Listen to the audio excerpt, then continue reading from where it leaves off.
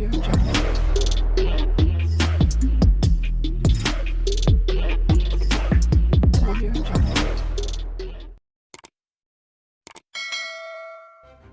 kasih kerana memilih channel ini. Sebelum kita mulakan video ini, sila pertimbangkan untuk menekan butang like, share dan subscribe dan aktifkan butang lonceng anda agar anda sentiasa mendapat info-info percuma pada setiap hari dari channel kami. Dan tinggalkan komen anda kerana komen anda amatlah dihargai. Terima kasih.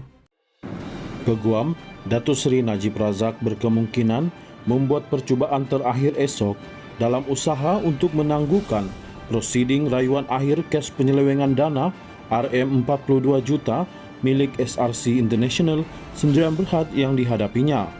Bekas Perdana Menteri itu mempunyai pilihan yang terhad untuk menangguhkan prosiding bagi mengetepikan sabitan dan hukuman penjara 12 tahun serta denda RM210 juta yang diputuskan Mahkamah Tinggi pada 28 Julai 2020 dan dikekalkan Mahkamah Rayuan pada 8 Disember tahun lalu. Mahkamah Persekutuan semalam menolak permohonan Peguam Utama Najib yang baru dilantik pada 21 Julai lalu, Hisham T. Potek, untuk menangguhkan prosiding rayuan akhir dengan alasan pasukan peguam memerlukan lebih masa untuk mengkaji kes berkenaan dan membuat persiapan. Peguam Datuk Gitan Ram Vincent berkata, pilihan tunggal terakhir yang ada adalah pada prosiding esok sebelum mahkamah mula mendengar rayuan akhir. Hisham boleh memohon sekali lagi untuk diberikan lebih masa untuk membuat persediaan. Itu adalah pilihan tunggal dan terakhir yang ada. Sekiranya ia gagal, maka rayuan perlu diteruskan esok, katanya kepada BH. Peguam itu menambah Najib tidak boleh mengemukakan semakan terhadap keputusan panel berkenaan.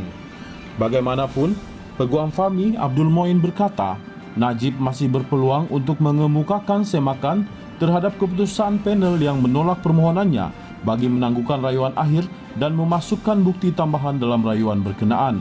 Menurut bekas timbalan pendakwa raya itu, peguamnya boleh membuat permohonan itu di hadapan panel lain mengikut Peraturan 137 Peraturan Mahkamah Persekutuan 1995. Peraturan itu menyebut bahawa tiada apa-apa dalam peruntukan berkenaan dianggap mengehadkan atau menjejaskan kuasa budi bicara mahkamah untuk mendengar sebarang permohonan atau membuat sebarang perintah yang mungkin perlu bagi mengelakkan ketidakadilan atau mengelakkan penyalahgunaan proses mahkamah. Jelas Fahmi, kuasa budi bicara itu merujuk kepada panel lain yang mempunyai kuasa sama dengan panel 5 hakim Mahkamah Persekutuan yang membuat keputusan semalam. Panel yang dipengerusi Ketua Hakim Negara Tun Tengku Maimun Tuan Mat semalam dalam keputusannya berkata mahkamah sudah mengingatkan sebanyak 4 kali bahawa ia tidak akan membenarkan prosiding ditangguh walaupun berlakunya pertukaran peguam perayu.